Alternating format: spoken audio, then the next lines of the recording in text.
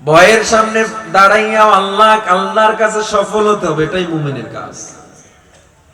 আল্লাহ নবীর দরবারে একজন সাহাবা, দেখতে কালো, কুচকুচে কালো, খাটো, ঠোঁট মোটা, বয়স হয়ে গেছে অনেক, এমন একজন কালো সাহাবা, নাম হলো সাদ রাদিয়াল্লাহু তাআলা। আল্লাহ নবীর কিনারায় গিয়া ডাক দিয়া কয়, মায়ার নবী গো, ও নবী আমার একটু কথা ছিল, শুনবেন নাকি? নবী বলে, বলো। সাদ এবার চোখের পানি ছেড়ে কান্দে আর কয়, নবী গো, আমি মনে হয় জান্নাত পাবো না। আল্লাহ নবী কয়, কেন? ও নবী, আমি এত কালো, আমি এত নিম্ন শ্রেণীর, আমার বাড়ি নাই, ঘর নাই। মদিনার কালো মেয়েটা নিম্ন শ্রেণীর, একদম নিম্ন শ্রেণীর মেয়েটাও আমার বউ হতে চায় না। আল্লাহ মনে হয় আমারে পছন্দ করবে না, দুনিয়ার মানুষই আমারে ভালোবাসে না, আল্লাহ আমারে কতটুকু ভালোবাসবে? আল্লাহ নবী জানায় দেয়, সাদ, আল্লাহ কারো গায়ের চামড়া দেখিয়া কোনো বান্দাকে আল্লাহ ভালোবাসেন না। আল্লাহ কোন কালো সাদা দেইখা ভালোবাসেন না। আল্লাহ কোন এমপি, মন্ত্রী, প্রধানমন্ত্রী, বাদশা, ফকির দেইখা ভালোবাসেন না। আল্লাহ দেখে তার কাছে আমলওয়ালা প্রিয় বান্দাকে। তার মতো দামি আল্লাহর কাছে কোটি কোটি বাদশার দাম তার কাছে না। আর তুমি বলছো মদিনার কালো মেয়েটা, নিম্ন শ্রেণীর মেয়েটা তোমায় বিয়া করতে চায় না। আমি নবী বললাম, মদিনার সর্বশ্রেষ্ঠ সুন্দরী তোমার বিবি হবে। সুবহানাল্লাহ কন্যা। এবার সাহাবায়ে কেরাম অবাক হয়ে গেছে। সাহাবায়ে কেরাম অবাক, কালো মেয়েটা বিয়ে করতে চায় না, সেখানে সর্বশ্রেষ্ঠ সুন্দরী। সাহাব নিজেও অবাক, নবী কি কইলো এটা? আল্লাহ নবী ডাক দিয়া কয়, ও সাহাবায়ে কেরাম, বলো মদিনার মধ্যে সর্বশ্রেষ্ঠ সুন্দরী কে? সাহাবায়ে কেরাম বলে, নবী আমার, মদিনার নেতা ইবনুল ওয়াহাব তার মেয়ের মতো এত সুন্দরী রমণী মদিনার মধ্যে কেউ নেই। এবার আবার আইলো মদিনার নেতা। আল্লাহ নবী কয়, তাইলে তার সাথেই বিবাহ হবে। সুবহানাল্লাহ। আপনাদের কষ্ট হচ্ছে? আল্লাহ পরীক্ষার বয়ান চলতেছে, আল্লাহ এখন পরীক্ষা করতেছে কোন বান্দারা, ঠিক কিনা?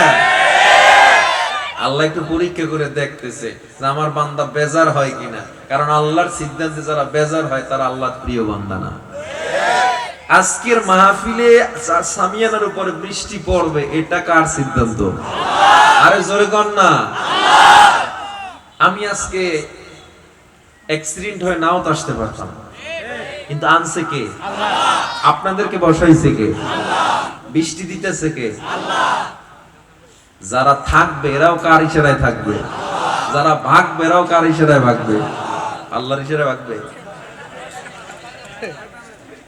যাই হোক, আল্লাহর মহাব্বতে আমরা একবার দোয়া করি, আল্লাহুম্মা হাওয়ালাইনা ওয়ালা আলাইনা। আবার পড়েন, আল্লাহুম্মা হাওয়ালাইনা ওয়ালা আলাইনা, আল্লাহুম্মা হাওয়ালাইনা ওয়ালা আলাইনা, আমিন ইয়া রাব্বাল আলামিন। আল্লাহর কাছে দোয়া করছে, আল্লাহ যদি দিয়ে বাসায় লয়ে যায়, একসাথে বাইশে যাব আমরা হলো। আপনারা যতক্ষণ আছেন আমি ততক্ষণ আছি, আপনারা যদি থাকেন আমি আছি ইনশাআল্লাহ। সাদ রাদিয়াল্লাহু তাআলা আনহু, আবার সব সাহাবায়ে কেরাম আবার মদিনার নেতা ইবনুল ওয়াহাব তার রাজপ্রাসাদ, যেখানে সাদকে মদিনার নিম্ন শ্রেণীর কোন ফ্যামিলি জামাই হিসাবে গ্রহণ করতে চায় না, সেখানে সাদকে আবার কেমনে ইবনুল ওয়াহাব জামাই বানাবে? এবার সাহাবায়ে কেরাম মনে করছে নবী হয়তো কারো মাধ্যমে প্রস্তাব পাঠাইবেন, কিন্তু নবী ডাইরেক্ট কয়, সাদ তুমি নিজে যাও গিয়া প্রস্তাব দাও। সুবহানাল্লাহ বলবেন না? এবার সাদ অবাক হয়ে দাঁড়ায় রয়েছে, কিন্তু নবীর আদেশ অমান্য করার ক্ষমতা কারো নাই, বেয়াদবি করার শক্তি। সাদ রাদিয়াল্লাহু তাআলা আনহু যায় ইবনুল ওয়াহাবের বাড়ি চলে গেল। সাদ রাদিয়াল্লাহু তাআলা গিয়া ডাক দিয়া কয়, ও নেতা, আল্লাহ নবী আমাকে পাঠাইছে, আপনার মেয়ের বিয়ার প্রস্তাব নিয়ে আসছে। এবার ইবনুল ওয়াহাব বলেন, এটা তো খুশির সংবাদ, তবে জামাইকে, ছেলেটাকে বলে আমি। ইবনুল ওয়াহাব কমাইলে কি কও, এটা কি কইলা? আচ্ছা, আপনার মেয়েটাকে আপনি যখন বিবাহ দিবেন, জামাইয়ের বাড়ি নাই, ঘর নাই, টাকা নাই, পয়সা নাই, দেখতে কালো, বয়স বাইরে গেছে, আপনি দিবেন বিয়া? ইবনুল ওয়াহাব নবীরে ভালোবাসে, কিন্তু মেয়ের জীবনের ভবিষ্যতের দিকে তাকায় কয় না, আমি আমার মেয়ের সিদ্ধান্তের উপর কিভাবে এটা বলবো, আমি তার জীবনটা অনিশ্চয়তায় ফলাতে পারি। এবার মনটা খারাপ করে সাদ যখন রওনা দেয়, ঘরের জানালা খুলে হঠাৎ করে এক রমণী ডাক দিয়া কয়, সাদ দাঁড়াও।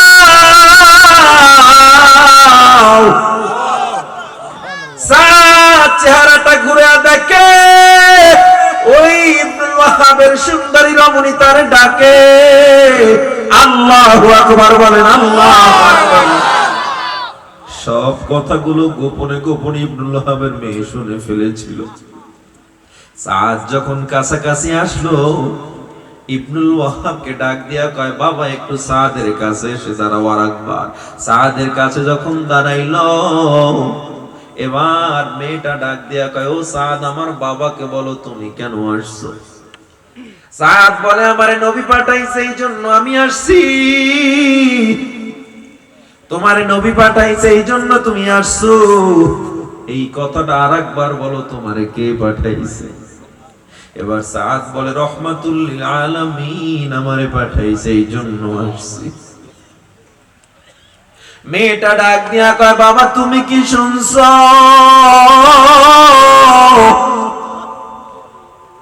রহমাতুল লিল আলামিন আমার জন্য সাদকে পছন্দ করেছে।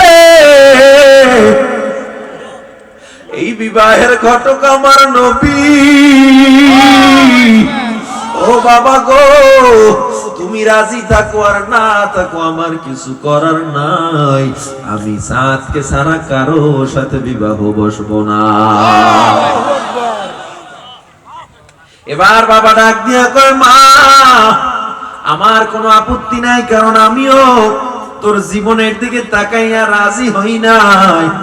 কথাটা শুনি না সাদ রাদিয়াল্লাহু তাআলা চলে গেল। আল্লাহ নবী বিবাহের বন্দোবস্ত করলেন। সাদের টাকা নাই, সাদের পয়সা নাই, কেমনে কি করবে? সাদ রাদিয়াল্লাহু তাআলা নূর বিবাহ নবী পড়াইয়া ওসমানকে কয়, নুরমানকে কয় 200 দিনার দাও, ওসমানকে কয় 200 দিনার দাও। টোটাল কত দিনার? 400 দিনার সাদের হাতে দিয়ে আমার নবী বলে, সাদ এই 200 দিনার দিয়া তোমার বিবির মহরানা দিবা, বাকি 200 দিনার দিয়া নতুন বউয়ের জন্য কেনাকাটা করে যাও। এই দিন এমন একটা দিন, মুসলমানের ইতিহাস বড় করুণ কাহিনীর দিন, কারণ দিনটা ছিল উহুদের যুদ্ধের দিন। আল্লাহর নবী সেদিন নিজেই সেনাপতি ছিলেন, যুদ্ধের সেনাপতি নিজে। আল্লাহর নবী যুদ্ধের পোশাক গায়ে লাগাইতেছে, আল্লাহর নবী লোহার হেলমেট মাথায় পড়তেছে, আল্লাহর নবী তরবারি নিয়ে রেডি রওনা দিছে উহুদের যুদ্ধের দিকে। নবী আমার পিছনে তাকায় দেখে সাদ ও নবীর পিছনে পিছনে আসতেছে। আল্লাহ নবী ডাক দিয়া কয়, সাদ তুমি কই যাও? সাদ ডেকে বলে, মায়ার নবী গো, আমি কেমনে থাকবো? আপনি যুদ্ধের সেনাপতি, ময়দানের মধ্যে আপনি আজকে যুদ্ধ করবেন, আর আমি নতুন বউয়ের কাছে যাব, এটা কোনোদিন হতে পারে না। আল্লাহ নবী সেই দিন দুইজনকে যাওয়ার অনুমতি দেয় নাই, একজন হানজালা আর একজন সাদ রাদিয়াল্লাহু তাআলা আনহু। নবী আমার ধমক দিয়া বলেন, যাও যাও, আমাদের সাথে যাওয়ার কোনো দরকার নাই। আল্লাহ নবীর আদেশ অমান্য হবে, বাধ্য হয়ে সাদ মদিনার বাজারে যায় কেনাকাটা করার জন্য। ওদিকে তো বাড়ির সাজে সজ্জিত ইবনুল ওয়াহাবের রাজপ্রাসাদ, আজকে জামাই বরণ করবে, গোটা মদিনাটা যেন সেজে উঠেছে। নবী আমার যুদ্ধের ময়দানে নেমে গেছে, এদিক দিয়ে সাদ বাজারে কেনাকাটা শুরু করছে। কেনাকাটা যখন হয়ে গেল, দিনার গুলো যখন তার হাতে দিবে, হঠাৎ মদিনার বাজারে আওয়াজ, মুসলমানের নবীর নাকি দুইটা দাঁত ভেঙে উহুদে শহীদ হয়ে গেছে। হঠাৎ মদিনার বাজারে আওয়াজ, আল্লাহ নবীর মাথায় নাকি লোহার হেলমেট ঢুকে খুলির ভিতরে ঢুকে গেছে। নবী নাকি রক্তে রঞ্জিত হইয়া জমিনে পড়ে গেছে। কেউ কেউ বলে মুসলমানের নবী নাকি শাহাদাত বরণ করছে।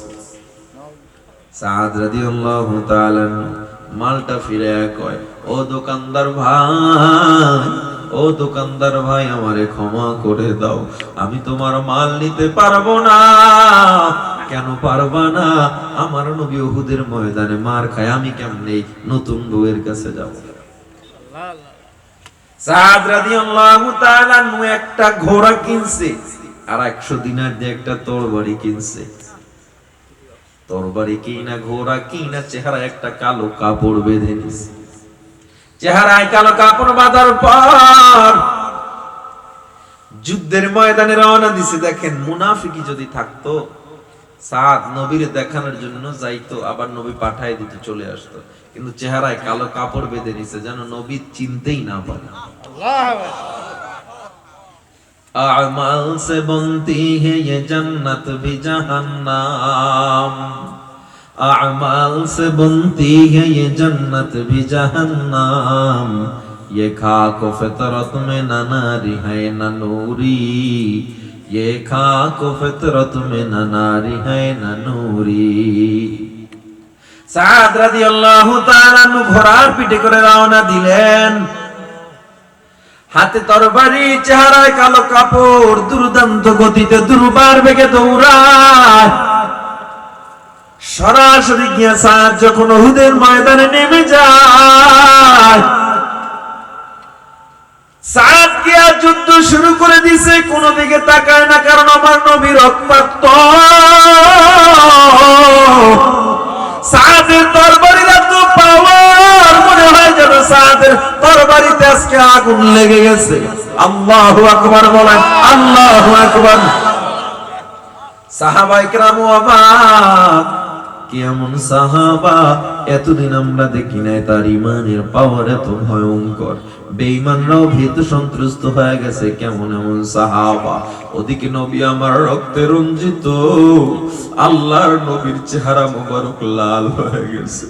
নবী আমার রক্তে রঞ্জিত, নবীর মাথায় লোহার একটা কড়া ঢুকে রইছে। হযরত ওমর গিয়া দাঁত দিয়া টান দিছে, ওমরের দুইটা কাঁচা দাঁত ভেঙে জমিনে পড়ে গেছে। আল্লাহ নবী ডাক দিয়া কয়, ওমর, তোমার দাঁত ভেঙে জমিনে পড়ে গেছে, তোমার কি কষ্ট হয় না? ওমর কয়, নবী এটা কেমন কথা বললেন? হ্যাঁ নবী, আমার একটু কষ্ট হয়। কই, কিসের কষ্ট? ও নবী গো, লিআন্নালি নাফসান ওয়াহিদা, আমার কষ্ট হয় আল্লাহ কেন আমারে একটা জীবন দিল, আল্লাহ আমারে কেন 100 জীবন দিল না, এটা বড় আমার কষ্ট।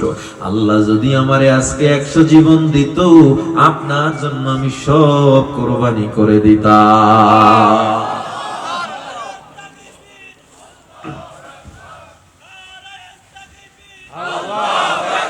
আমি আমার জীবন সব কুরবানি করে দিতাম। ও নবী, আমার 100 জীবন যদি আল্লাহ দিত। আল্লাহু আকবার, জোরে বলেন আল্লাহু আকবার। নবী দাঁড়াতে পারে না, নবী এত দুর্বল, রক্ত পড়তে পড়তে নবী দুর্বল হয়ে গেছে। নবী আমার ওমরের কাঁধে হাত লাগাইয়া, আবু বকরের কাঁধে হাত লাগাইয়া কেবল মাথাটা উঠাইছে। নবী আমার তাকায় দেখে উহুদের ময়দানে কালো কাপড় বেঁধে কে যেন দুর্বার গতিতে যুদ্ধ করতেছে। আল্লাহ নবী আলীকে ডাক দিয়া কয়, আলী, ওই সাহাবীটা কে? ওর তরবারিতে এত পাওয়ার আগে তো আমি দেখি নাই, কে এটা? এই সাহাবীটা কে? মুসলমানের পক্ষে যুদ্ধ করতেছে। হযরত আলী কয়, নবী আমরাও চিনি না, তাকে দেখলে চেনা যায় না, চোখ দুইটা শুধু দেখা যায়। আল্লাহ নবী চোখের দিকে অনেকক্ষণ তাকায় কয়, চোখ দুইটা আমার বড় পরিচিত মনে হয়। যুদ্ধ করতেছে, যুদ্ধ করতেছে, হঠাৎ এক বেঈমান সাদের কলিজার দিকে লক্ষ্য করে একটা তীর মেরে দিছে। তীরটা এসে সাদের কলিজার মধ্যে ঢুকে পড়ছে।